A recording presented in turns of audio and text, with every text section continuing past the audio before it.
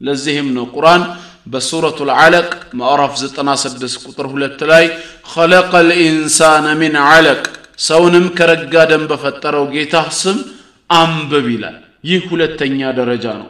ሶስተኛው ደረጃ ደግሞ መርሐለተ ሙድጋ የሚላመጥ የሆነ ቁራጭ ስጋ ይሆናል ማለት ነው በሱረቱል ሙእሚኑን ማዕራፍ 23 ቁጥር 14 ላይ ثم خلقنا النطفة علقة كزام يفتوت تبتان باربا كان يرقى دم أدرقان فترن فخلقنا العلقة مضغة يرقى دم قرائي سقا أدرقان فترنو فخلقنا المضغة عظاما قراء نمسقا أطنتوش أدرقان فترن فكسونا العظام لحما أطنتوش نمسقا لبسناتشو ثم أنشأناه خلقا آخر كزام بوسط نفسا بمزرات አዲስ ፍጥረት አድርገን አስገኘነው فتبارك الله احسن الخالقين اي المصورين ከሳሌዎችና ከቀራጮች ሁሉ በላጭ ሆነው አላህ ክብሩ ከፋለ ላቀ ይላል በዚህ መንገድ ሶስተኛው ትውልድ የአንደኛው ተቃራኒ ሆኖ ተገኘ ማለት ነው አሁን ምን ይቀራል የሁለተኛው ተቃራኒ የሆነ አራተኛ አፈጣጠር ይቀራል ማለት ነው በሁለተኛው መንገድ እናታችን ሐዋ አለይሃ ሰላም ከወንድ ብቻ ያለ ሴት ከአደም የጎና ጥንት ተፈጥራ ስለነበር የሷ ተቃራኒ ከሴት ብቻ ያለ ወንድ ስለሚያስፈልግ አላህ ፍጥረቱን ለማሟላት ችሎታውን ለማሳየት እሱ በፈለገው ጊዜና ወቅት ከመርየም ዒሳን አለይሂ ሰላም ፈጠረው ይህ አራተኛው መንገድ ይሆናል ማለት ነው ዋናው የመነጋገሪያ ነጥባችንም ይሄ ነው ቁርአን ስለዚህ አፈጣጠር በብዙ ቦታ በሰፊው ይነግረናል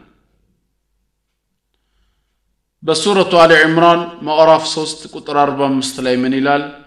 إذ قالت الملائكة ملائكة ያሉትን አስታውስ يا مريم አንቺ መርየም ሆይ إن الله يبشرك بكلمة منه الله ከርሱ በሆነው ቃል ያበስርሻል اسمه المسيح عيسى ابن مريم ስሙም المسيح عيسى የመርየም ልጅ ተብሎ ይጠራል وجيها في الدنيا والآخرة በምድራዊ ህይወቱም ሆነ በመጨረሻው ዓለም የተከበረ ይሆናል ومن المقربين ከአላህም የቅርብ ባለሟሎች አንዱ ይሆናል አላት ይላል ይሄን ቁርአን አየት ሰፋ አድርገን እንመለከተዋለን ገና ሲጀምር إذ قالت الملائكة ملائكت ያሉትን አስታውስ ይላል والمراد به جبريل عليه السلام የተፈለገው መላእክታው ጅብሪል ነው ይህ መላእክታ ጅብሪል ወደ መርየም ተልኮ በመጣ ሰዓት የተናገራትን ቃል አስታውስ ያለ ነው ታሪክን ሲነግራቸው ምን አላት ያ መርየም አንቺ መርየም ሆይ አላት መርየም አለይሃ ሰላም በቁርአን ውስጥ ስሟ የተጠቀሰች ብቸኛ ሴት ነች ከሷ ውጪ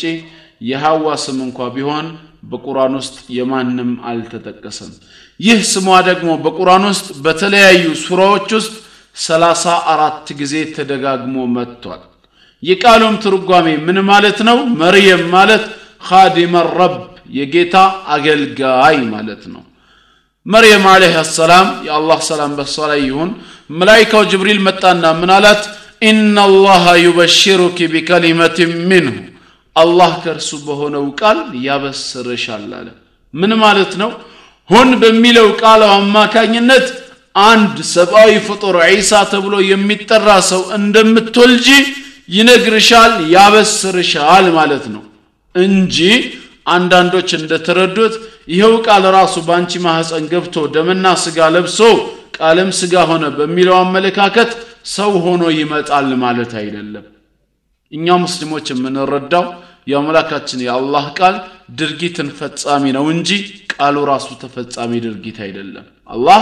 በቃሉ ነገራትን ሲፈጥር ነው እንጂ የምናውቀው እነዛ የተፈጠሩ ነገሮች ራሳቸው ቃሉ ሲሆኑ አይደለም ነገር ግን የቃሉ ውጤት ናቸው እንላለን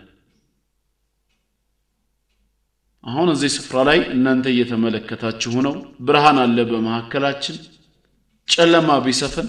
አላህ የሰፈነውን ጨለማ ወደ ኋላ አስወግዶ ብርሃንን መፍጠር ቢፈልግና ብርሃን ይገኝ ብሎ ቢናገር ብርሃን ይገኝ የሚለው ቃሉ ብርሃንን ያስገኛል ወይስ ቃሉ ራሱ ወደ ብርሃን ተቀይሮ ይመጣል የቱን ነው የምትቀበሉት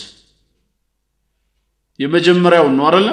በቃሉ አማካኝነት ብርሃን ይገኛል ልክ እንደዛው بكلمة منه ከርሱ በሆነ ቃል ማለት ሁን በሚለው ቃሉ አማካኝነት አንድ ሰብአዊ ፍጡር ዒሳ ተብሎ የሚጠራ ሰው ትወልጃለሽ ማለት ነው እንጂ ቃሉ ራሱ ዒሳ ሆኖ ይመጣል ማለት አይደለም ነው የአላህ ቃል ድርጊትን ፈጻሚ እንጂ ተፈጻሚ ድርጊት ስላልሆነ ቁርአን በሱረቱ النحل ምዕራፍ 16 ቁጥር 40 ላይ ስለ አላህ ቃል ድርጊት ፈጻሚነት ሲነግረን ምንድነው የሚለው انما قولنا لشيء اذا اردناه የኛ ቃላችን አንድ ነገር መከሰቱን መሆኑን በሻነው ሰዓት ان نقول له كن فيكون ለርሱ የምንለው ሁን ብቻ ነው ወዲያውኑም ይሆናል ይላል አምላካችን አላህ ሁን በሚለው ቃሉ አማካኝነት የሚፈልገውን መፍጠር እንደሚችል በዚህ ስፍራ ላይ ነግሮናል ማለት ነው ያ የተፈጠረው ነገር የቃሉ ውጤት ነው እንጂ ራሱ ቃሉ ነው አንልም ወደ ዒሳም ስንመጣ بكلمة منه ከርሱ በሆነ ቃል የሚለውን የምንረዳው ሁን በሚለው ቃሉ አማካኝነት እንዳበጀው እንጂ ቃሉ ራሱ ስጋ ሆኖ ሰው ሆኖ መምጣቱን አይደለም ለዚህ ነው ኢማሙ አህመድ ኢብኑ ሐንበል ረሂመሁላህ ሲናገሩ ምን ይላሉ فكان عيسى بكون وليس عيسى هو كن ولكن كان بكون عيسى عليه السلام ሁን በሚለው ቃሉ አማካኝነት ተዘጋጀ ዒሳ ራሱ ሁን የሚለው ቃሉ አልነበረም ولكن كان بكون ነገር ግን ሁን በሚለው ቃል አማካኝነት ተፈጠረ ይላሉ ሻዝ ኢብኑ ያህያ ረዲየላሁ ዐንሁም ሲናገሩ ምን አሉ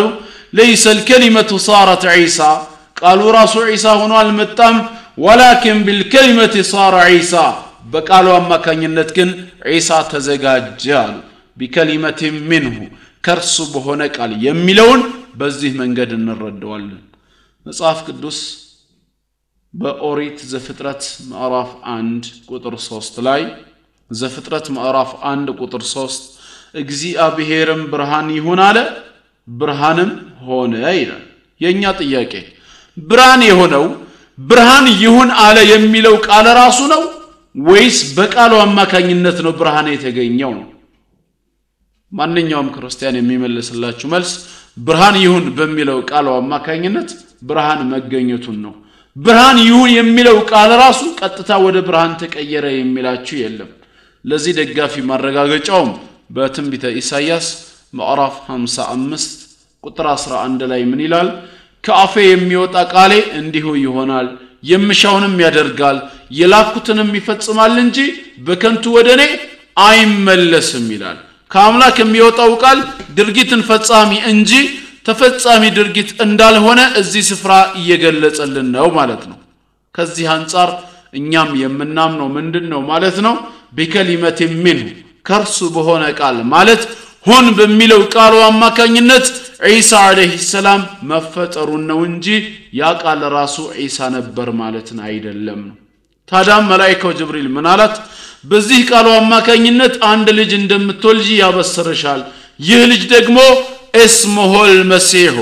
ስሙም አልመሲህ ተብሎ ይጠራል አላት ዒሳ አለይሂ ሰላም ከሚጠራባቸው የማዕረግ ስሞቹ አንዱ አልመሲህ የሚለው ነው ይህ ስም በቁርአን ውስጥ 11 ጊዜ በተለያዩ ሱራዎች ላይ መጥቷል የቃሉ ትርጉም ምንድነው ወደሚለውም ከገባን አልመሲህ መስህ ከሚለው የአረብኛ ስርወ ግንድ የመጣ ቃል ነው የቃሉም ትርጓሜ